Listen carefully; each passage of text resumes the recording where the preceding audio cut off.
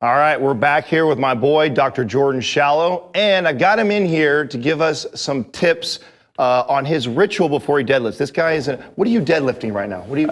727. 700, yeah, a lot more than me. So that's why we have him in here today to teach you guys this. And why, too, I wanted Jordan to go over this is because not only is the guy strong as hell, but he's still functional. He still moves well. A lot of these power lifter guys that are pulling 700 plus pounds can't tie their shoes.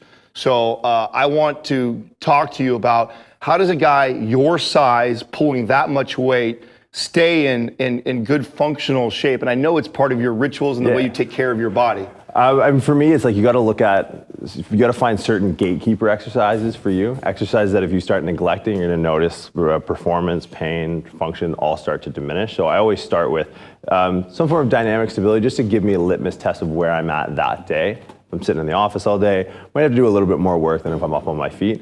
So I go right into like the wide stride walking lunge, but I think too about basically trying to create dynamic stability of the entire hip first, because that's going to be where we are inefficient in transferring power from the floor into the bar. And now what you're saying, are you mean just so you want to get good, strong pelvic control? Is that why? I mean, that's part of it. I mean, there's range of motion of an exercise and there's range of motion of a joint. Right? So I can do a deadlift, conventional deadlift to a full range of motion. That doesn't mean I'm loading my hips, shoulders, and back to their potential full range of motion. So I find if we start to let the walls close in on us and we don't have these gatekeeper drills that we do before we start training, then all of a sudden our full range of motion of the joint just becomes limited to that full range of motion of the exercise, and then we start to have problems. And what you mean by the walls closing in is that, you know, we get so fixated on a movement or an exercise, and that's especially like power lifters with just wanting to be strong, that sure, you're strong in that small range of motion, but then outside of that, you can't. Yeah, no, if you don't have, an adequate end range of motion to load, but also strength and stability in those end ranges, then that's a recipe for disaster. Okay, so what's one of the deadlift rituals you got here? A couple that I like out of the gate. The first one I usually start with, sort of variation on that long stride walking lunge we've done before. So we're gonna sort of leave this alone. So what I like to do is basically, whether it's loading hips, loading shoulders, think of that ball in soccer, right? I'm gonna drop a bit of paint right on that top, in this case, my femoral head and that hip, and I want to paint that entire inside of that acetabulum, right? Cool. But from a stability standpoint, I want to do that grounded. So a lot of people will warm up their hips with resistance, but in this case, especially as a conventional deadlifter, where my hips are sort of stacked over my knees and toes, that stability is going to be more so the ability to resist force, not the ability to exert force. So if we, start doing these banded monster walks, when, if I push out this way, I'm exerting force through that lateral plane with that glute med. But when I deadlift, if all goes well, I shouldn't be doing this while I'm deadlifting. They should be working behind the scenes to allow my prime movers to move as efficiently as possible. So I want them to be stable. I don't want them to be strong. So that being said, this is something that you would do, because I know I see guys do that, right? They do the tube walking before. You would recommend something like this over that? Oh, absolutely. Because I think, from a functional standpoint, because I think from stability, from a functional standpoint, sure, the deadlift, we call it a functional movement, for lack of a better word. It's kind of a buzzy thing to say. But function as humans, bipeds, we're walking, right? So if we extend out that gait cycle and allow our hips and pelvis to be able to go through that long range of motion, then we can see where our instabilities really lie. Overcoming resistance through a sagittal plane when we're moving sort of just vertically through a deadlift, not much transfer, not much carryover. So it's like if I'm going to program accessories to get my deadlift stronger, with that sort of dynamic correspondence, I'm going to do, train my upper back and train my quads and train my hamstrings. I'm going to also train my corrective movements with that same sort of directed, tailored intent. So to the right exercise. away, you saying that makes me think of what you taught me with the lunge, where you open your hips up at the same time. Yeah. Because that makes way more sense when you say that, and that's why you would do that. Instead of doing a two walk where maybe we get some glute med involved, you can do that with the lunge by opening the hips up. So that's going to be part of it, and that's going to be the first part. So we're going to step forward into that lunge. Again, we're going to open those hips up. We're going to keep that chest. And so when you say that, you're pushing both the knees out, right? So sort of a principle is we have stability. I think of stability as 100% value, right? And of that 100%, we can make up partially from structure, partially from function. So we want to make sure that regardless of where we're at, that we have both of those. The structure is sort of a preset number, and we need to make sure that function is there. But it's a waving medium of relationship based on position, right? Right now, I don't need functional stability, right? Because I'm structurally in a very sound position. But as we go through increasingly unstable structural positions, i.e. deeper hip flexion, external rotation, that's when we need to call on the stability of those muscles that are meant to sort of just pull the guy wires of the joint to allow our prime movers to do what they do, right? So this is sort of a theme throughout this whole series is as we go through deeper hip flexion, we lose some of that structural stability. That's why we want to call on the functional stability of that glute med. So we're going to come down, and I want it to be gradual. I don't want it to be straightforward and then doop, pull out. I want it to be, as you go through that deeper hip and knee flexion, then it's just this very gradual hips open, not forgetting that back hip. Now from here, lead with that sternum up, pull with that quad. We're going to leg drive into the floor.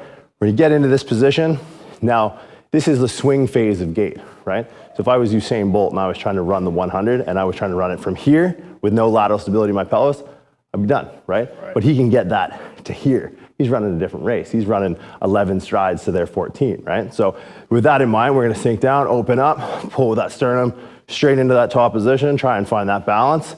And now back to that theory of like painting the inside of the acetabulum, right? So now with this hip loaded, we're gonna sink down into a Romanian deadlift on that one leg. Use the hands as a marker.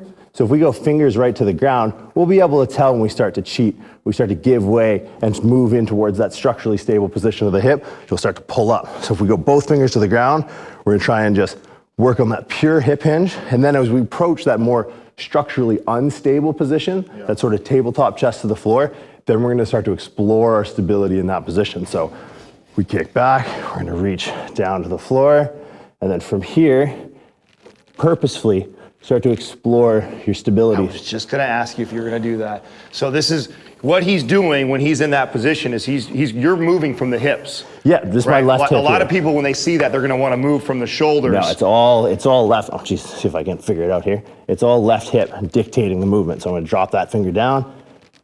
I'm going to let that give way to the glute med. I'm going to pull. It's all here. Yeah.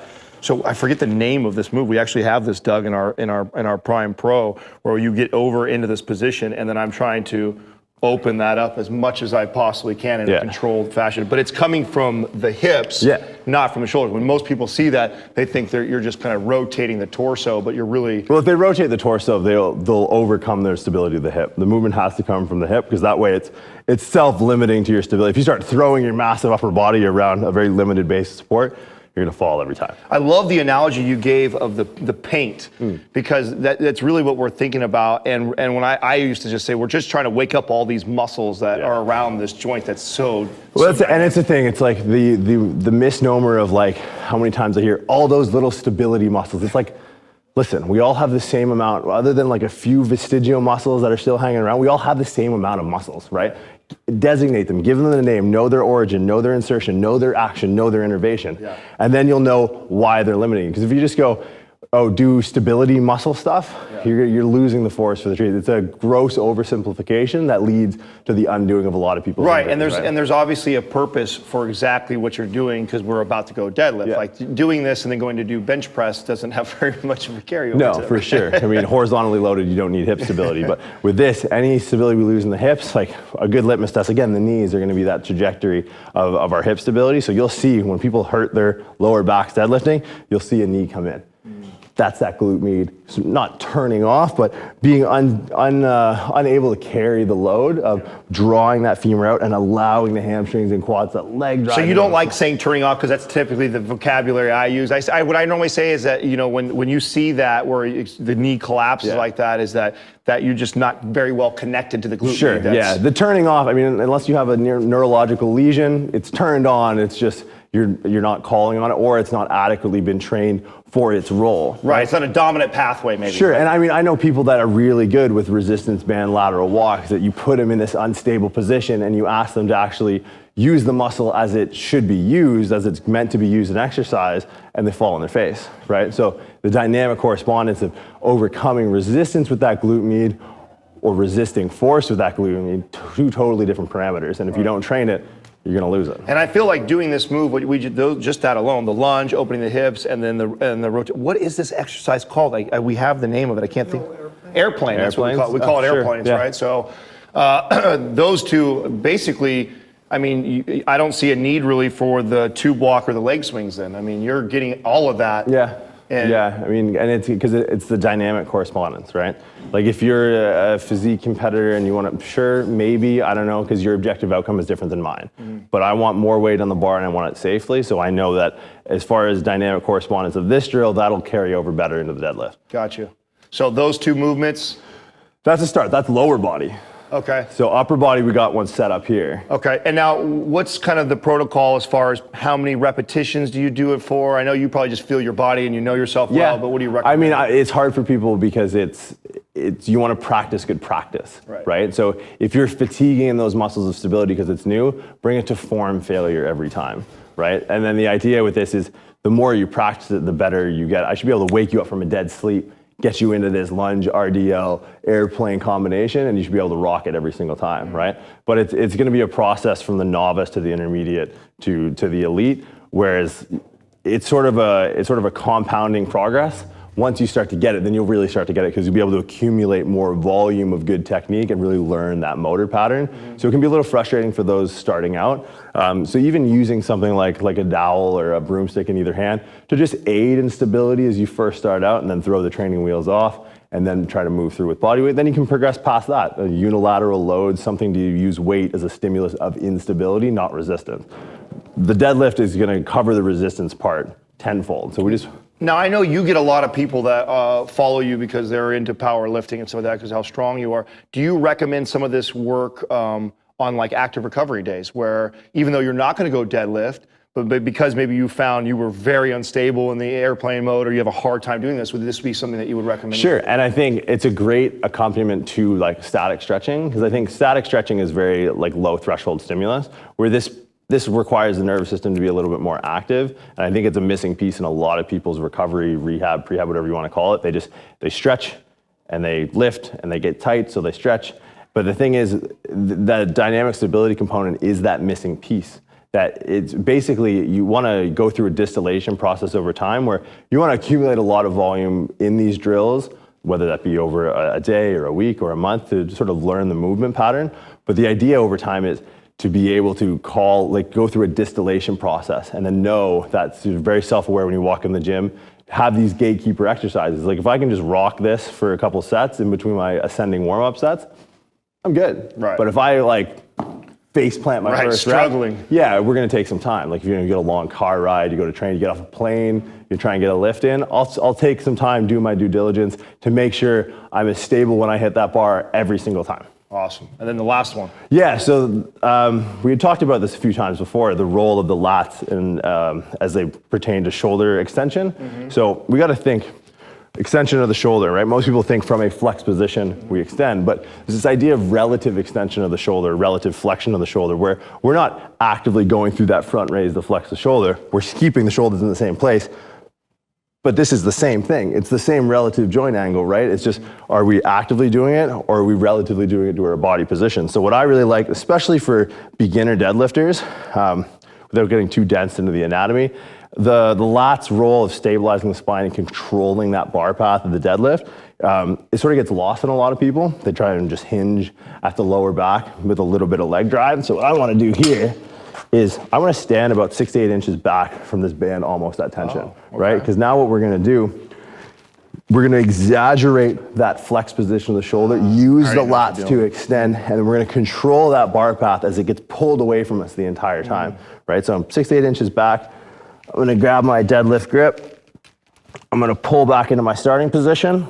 And all that time, I'm using the lats to sort of pack that position of the Which is the back. purpose of the distraction. Exactly. Right, the purpose of this distraction is it's forcing you to really concentrate on contracting the lats before you pull. Exactly, so think shoulder blades in the back pocket. Once you sort of feel your wrist, elbow, and shoulder all sort of align with your center of gravity, then it's a quick leg drive into the floor, not to forget that this is still gonna be pulling the whole way. Right. And that's how you control your bar path when you're deadlifting heavy weights, is any deviation forward is gonna be amplified to the amount of weight that you have, right? So you'll be able to, regain your form with, 135, 185. But when you start working at really top end weights, any deviation of that bar path, any fix of a horizontal movement that's unneeded is a loss of energy and could be a missed rep.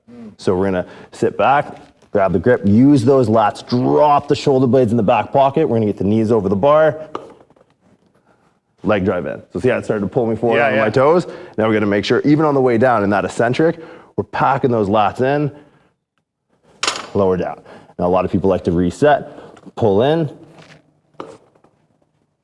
So the intent is all through the back of the shoulder blade. No, I can see you focusing on it while you're doing it. And even on the eccentric too, because this is the thing with deadlifting. It's the full rep is when the bar reaches the floor again. So if I were to drop this here, it's no lift. In competition, that's 3 red lights. So the fact that people just sort of drop the weight, we're gonna make sure, because we've done the work, right? It's the one exercise where it's concentric first. Now it's like, okay, this is always gonna be easier when we eccentrically load. So now use the work, keep that time under tension, keep those shoulder blades in the back pocket as you return back to the floor. And this, when you're doing this, because this is you priming your body before you get into your deadlift, obviously you're doing this with a lot lighter weight. Doesn't need a ton of resistance. No, I mean, that was even a little excessive. Right, it's just enough to give you feedback, basically, of what you're trying to do, engaging those lats the entire time. Awesome, dude. Awesome. Listen, if this helps you out, make sure you guys like, subscribe, and share. Every single day we drop a new video. Also, if you guys want to hop over to Jordan, go see some of the stuff that he puts out. He drops knowledge like this all the time. There'll be a link over to his YouTube too. Check it out.